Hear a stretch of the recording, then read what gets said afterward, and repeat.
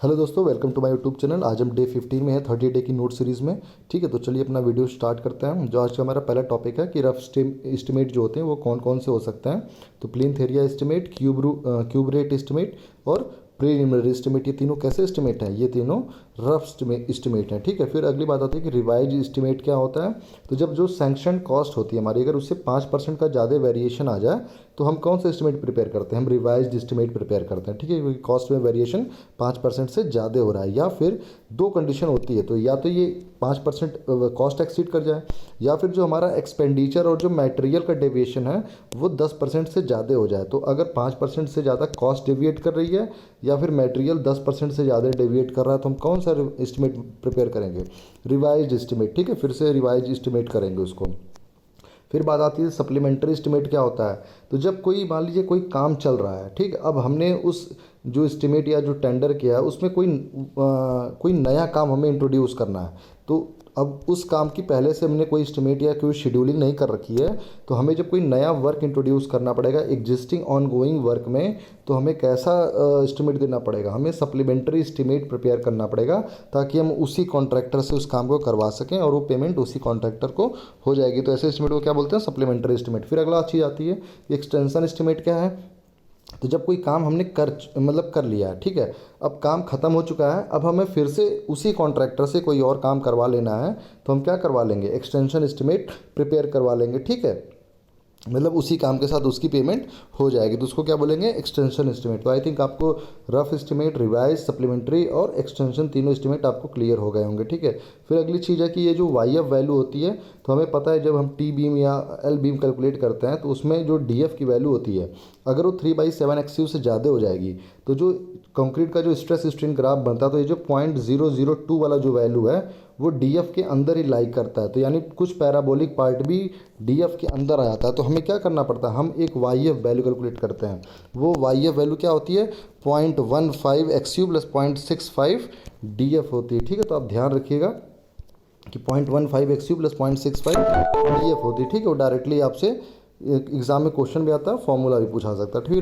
फिर बात करते हैं कि साइड फेस रीइंफोर्समेंट जो होती है वो किस लिए प्रोवाइड करते हैं, उसका पर्पज क्या होता है। तो देखिए, पहली चीज़ तो ये कि जो क्रैकिंग होती है, जो टेम्परेचर और श्रिंकेज की वजह से जो क्रैकिंग होती है उसको कंट्रोल करने के लिए हम साइड फेस रीइंफोर्समेंट देते हैं।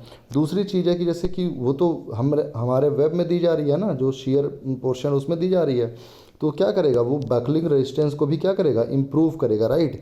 तो यानी जो साइड फेस रिइंफोर्समेंट होगी वो बकलिंग रेजिस्टेंस भी इम्प्रूव कर रहा है और cracking due to temperature and shrinkage को रेजिस्ट भी कर रहा है ना। आपको मेरा नोट्स कैसा लगता है इसके बारे में ज़रूर कमेंट करके मुझे नीचे बताएं। ठीक है, ताकि इसमें कोई इंप्रूवमेंट होगी तो मैं वो करता रहूँगा। फिर अगली बात करते हैं नेशनल एयर क्वालिटी इंडेक्स में कौन कौन सी मेजर गैसेज हैं।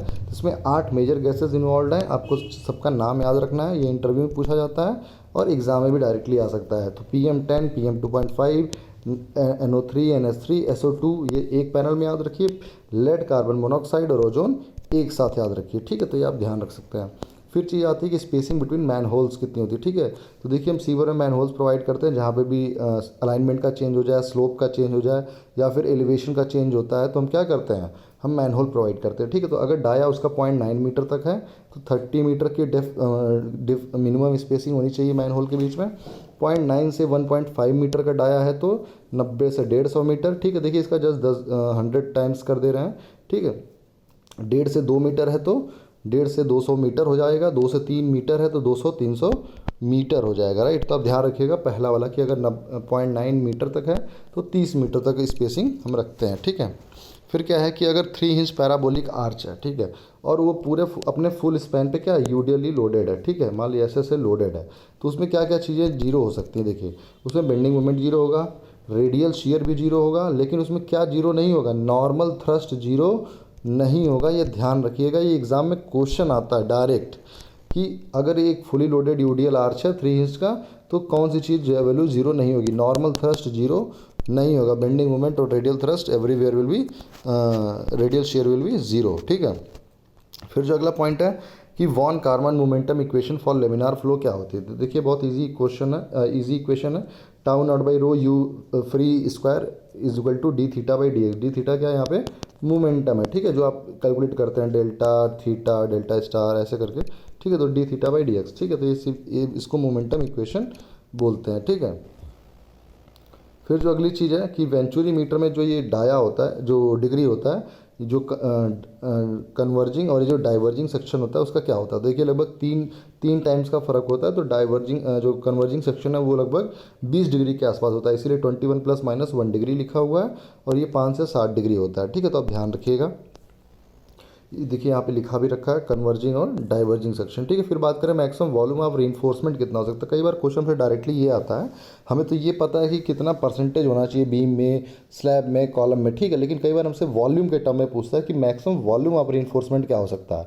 तो आपको याद रखना फाउंडेशन में 0.6 से 1% ऑफ टोटल वॉल्यूम क्या हो सकता है, रीइंफोर्समेंट दिया जा सकता है। बीम में 1 से 2%, स्लैब में 1 से 5%। तो आपको पता चल रहा है कि मैक्सिमम रीइंफोर्समेंट कहाँ जा रही है, मैक्सिमम रीइंफोर्समेंट स्लैब में जा रही है ना, 1 से 5% तक दे सकते हैं, बीम में 1 से 2 और फुटिंग में 0.6 से 1%, ठीक है, तो आप ध्यान रखिएगा। फिर जो अगली चीज़ आती है Branson creep coefficient at any time period, है ना, मतलब हम किसी डे का क्रीप कोफिशिएंट निकाल सकते हैं। तो क्या हो जाएगा, टी की पावर 0.60 अपॉन 10 प्लस टी की पावर 0.60 इंटू क्रीप कोफिशिएंट, ठीक है, ये creep coefficient at any given period हो जाएगा, ठीक है। तो अब डायरेक्टली फॉर्मूला याद रखिए ब्रैनसन क्रीप कोफिशिएंट का कि टी की पावर 0.60 अपॉन 10 प्लस टी की पावर 0.60 इंटू में सी यू, ठीक है, सारी वैल्यू आपको गिवन रहेगी। फिर अगला एक क्वेश्चन कई बार आता है कि रेन लोड कैसे निकालते हैं ना, तो देखिए रेन लोड निकालने का फॉर्मूला दिया हुआ है कि रेन लोड क्या होता है 5.2 इंटू में D H plus D S होता है। ये देखिए D H plus D S जो है ये इंचेज में होता है, और ये जो रेन लोड आता है ये पाउंड स्क्वायर पर फुट में आता है, ठीक है, तो पी एस एफ, ठीक है। तो आप ध्यान रखिएगा रेन लोड बहुत इंपॉर्टेंट है, एग्जाम में अगर आएगा तो फॉर्मूला नहीं पता है तो क्वेश्चन नहीं हो पाएगा, ठीक है। इसकी पीडीएफ आपको मेरे टेलीग्राम चैनल में मिल जाएगी। फिर जो अगली चीज़ है कि स्ट्राइकुलर फार्मूला क्या होता है, देखिए ये रिजिड बाउंड्री चैनल के लिए केवल वैलिड होता है स्ट्रिकुलर फार्मूला। तो एन इजल टू क्या होता है, डी की पावर 1/6 अपॉन 24, डी यहाँ पे एम में रखना है आपको, ठीक है, तो एन की वैल्यू आपको मिल जाएगी, ठीक है, डी की पावर 1/6 अपॉन 24, ठीक है, राइटली आप कर सकते हैं। फिर चेजी मैनिंग में जैसे जो रिलेशन है उसको देख लेते हैं। तो ये जैसे सी इजिकल टू क्या होता है 1/n आर की पावर 1/6, आर यहाँ पे हाइड्रोलिक रेडियस है, ठीक है, एन मैनिंग कोफिशिएंट, ठीक है, तो सी इजिकल टू 1/n आर की पावर 1/6 बहुत इंपॉर्टेंट है। उस तरह से स्ट्राइकुलर भी बहुत इंपॉर्टेंट है, डी की पावर 1/6 अपॉन 24, ठीक है, और सी इजिकल टू क्या होता है √8g/fb होता है, ठीक है, तो आप निकाल सकते हैं। फिर देखिए बहुत इंपॉर्टेंट क्वेश्चन कई बार एग्जाम में पूछा था कि शेप ऑफ एचजीएल जो है जैसे अनकन्फाइंड एक्वीफर, तो उसके लिए शेप ऑफ एचजीएल कैसी होगी, मतलब हाइड्रोलिक ग्रेड लाइन हो है उसकी शेप कैसी होगी, तो पैराबोलिक होगी, ठीक है, तो आपको ध्यान रखना है। कन्फाइंड एक्वीफर आपको पता है कि वो ऊपर नीचे से कन्फाइंड है, तो उसमें एचजीएल का ऊपर बनने का स्कोप नहीं रहेगा, तो क्या हो जाएगा स्ट्रेट लाइन आएगा, ठीक है, तो वहाँ पे क्या हो जाएगा कन्फाइंड में स्ट्रेट लाइन आएगा और अनकन्फाइंड में पैराबोलिक आएगा। इंपॉर्टेंट क्वेश्चन है, ध्यान में रखिएगा। फिर अगली चीज़ आती है कि friction factor in turbulent flow का फॉर्मूला हम कौन सा याद रखें, तो 1/√f is equal to 1.74 + 2 log r/k, ठीक है, तो यहाँ पे ये आपको ध्यान में रखना है। K is what, roughness projection, R is relative roughness, ठीक है, तो आपको इसको ध्यान में रखना है। कई बार क्वेश्चन आता है कि टर्बुलेंट फ्लो में, फुली डेवलप्ड टर्बुलेंट फ्लो में फ्रिक्शन फैक्टर की वैल्यू किस पे डिपेंड करती है, तो आपको ध्यान रखना है कि रिलेटिव रफनेस पे डिपेंड करती है, और अगर वही लेमिनार फ्लो पूछेगा तो रेनॉल्ड्स नंबर पे डिपेंड करती है। तो इसीलिए इंपॉर्टेंट क्वेश्चन है कि फुली डेवलप्ड टर्बुलेंट फ्लो में F is what, independent of Reynolds number, ठीक है, और किस पे डिपेंड करता है, रिलेटिव रफनेस पे डिपेंड करता है, ठीक है, तो इंपॉर्टेंट क्वेश्चन था।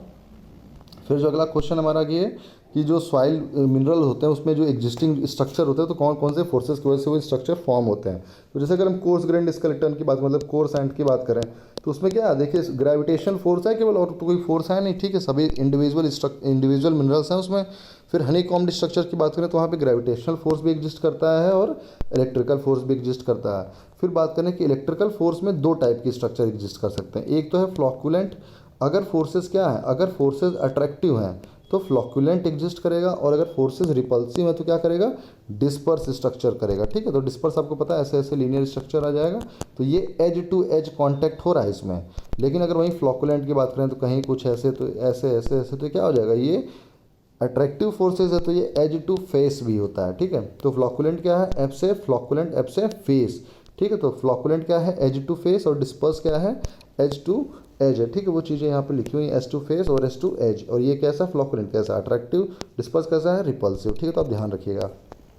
फिर अगली चीज़ है कि सैम्पलर कौन कौन से सॉइल में इस्तेमाल कर सकते हैं, किस टाइप का सैम्पलर। तो सबसे पहले पिस्टन सैम्पलर की बात कर लेते हैं। तो saturated sand, soft and cohesive soil में ही इस्तेमाल कर सकते हैं, क्योंकि वो बिल्कुल पंच करता है, पंच करके सैंपल को निकालता है, ठीक है। तो अगर बहुत हार्ड रहेगा तो वो पंच नहीं कर पाएगा, ठीक है। फिर बात करते हैं स्प्लिट स्पून सैम्पलर, तो कोहेजन लेस सॉइल में इस्तेमाल किया जाता है। फिर रोटरी सैंपल देखिए इंपॉर्टेंट है, हार्ड एंड रॉक्स में कौन सा सैंपलर यूज़ करते हैं, रोटरी सैंपल यूज़ करते हैं, ठीक है।